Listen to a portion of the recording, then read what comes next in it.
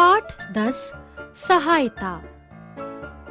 प्राचीन काल में हरिश्चंद्र नाम के एक राजा हुए हैं। वे अपनी प्रजा में सत्य, दान, परोपकार आदि गुणों के लिए प्रसिद्ध थे।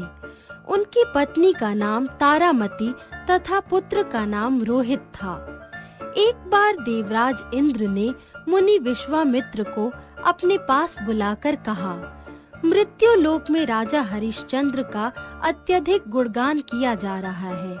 आप जाकर देखिए कि इसमें कितनी सत्यता है।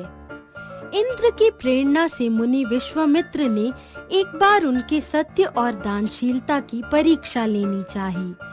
वे हरिश्चंद्र के स्वप्न में प्रकट हुए और दान में सारा राजपाट मांग लिया। हरिश्चंद्र ने स्वप्न में ही सब कुछ दान कर दिया। अगले दिन प्रातः मुनि विश्वामित्र राजा हरिश्चंद्र के दरबार में उपस्थित हुए और अपनी दक्षिणा स्वरूप 1000 स्वर्ण मुद्राएं मांगी।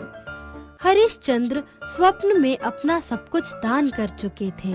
अब दक्षिणा चुकाने के लिए कोई साधन शेष न था।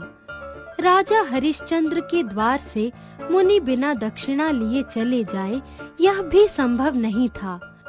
कोई अन्य साधन न देखकर हरिश्चंद्र दक्षिणा चुकाने के लिए स्वयं को बेचने के लिए तैयार थे। एक ब्राह्मण ने तारामती और रोहित को 500 स्वर्ण मुद्राओं में खरीद लिया, परंतु दक्षिणा के लिए अब भी 500 स्वर्ण मुद्राओं की कमी थी।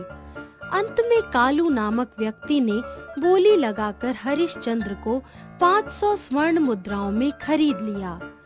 वह शमशान घाट पर शवों का दाह संस्कार कराने के लिए रखे गए थे। तारा ब्राह्मण के घर चौका चूल्हा और अन्य घरेलू काम काज करती थी।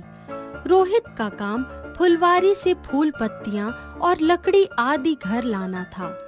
हरिश्चंद्र का काम शमशान पर आने वाले व्यक्तियों से मृतक के जलाने के लिए कर वसूलना था। एक दिन प्रातः काल जब रोहित फुलवारी से फूल लेने गया, तभी एक विषैले सर्प ने उसे डस लिया। लोगों ने आकर तारामती को यह दुखद घटना बताई। तारामती अपने पुत्र से बहुत अधिक प्यार करती थी। इस बुरे समय में वह परिस्थिति से सामंजस्य करने की पूरी कोशिश कर रही थी। वह तुरंत बेहोश हो गई। चिकित्सा करने के बाद उसे होश में लाया गया। असहाय तारामती अपने पुत्र को गोद में उठाकर अंत्येष्टि के लिए शमशान ले गई। हरिश्चंद्र तारामती को देखते ही पहचान गए। वे भी रोहित से बहुत प्यार करते थे। उन्हें बहुत दुख हुआ। वे बहुत अधिक दुखी हो गए, किंतु सच्चाई का रास्ता सरल नहीं होता। उन्होंने अपना दुख बहुत ही कम समय में नियंत्रित कर लिया। हरिश्चंद्र ने तारामती से पुत्र के दाह संस्कार के लिए कर मांगा। तारामती ने कहा, स्वामी, यह आपका ही पुत्र है, कम से कम इसके लिए तो कर मत मांगिए। आज मेरे पास देने के लिए कुछ भी नहीं है। राजा हरिश्चंद्र ने कहा, क्या तुम मुझे सच्चाई के रास्ते से विचलित करना चाहती हो? इस बुरे समय में न तुम मेरी पत्नी हो और न ही रोहित मेरा पुत्र। मेरा सबसे बड़ा धर्म अपने स्वामी का ईमानदारी से कार्य करना है। इससे अधिक कुछ भी मेरी समझ में नहीं आता। विवश होकर तारामती ने अपनी साड़ी का आधा भाग हरिश्चंद्र को कर के रूप में दे दिया। देवराज इंद्र व विश्वामित्र इस दृश्य को देख रहे थे। इसे देखकर वे दुखी हो गए। वे इसे अधिक नहीं देख पाए। मुनि विश्वामित्र और दूसरे देवतागण प्रसन्न होकर प्रकट हो गए।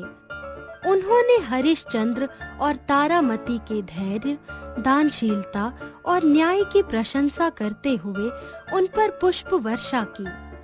विश्वामित्र के आशीर्वाद से रोहित पुनः जीवित हो उठा। हरिश्चंद्र का राजपाट वापस मिल गया। वे सत्यवादी और दानी राजा के रूप में सदा के लिए अमर हो गए। शिक्षा।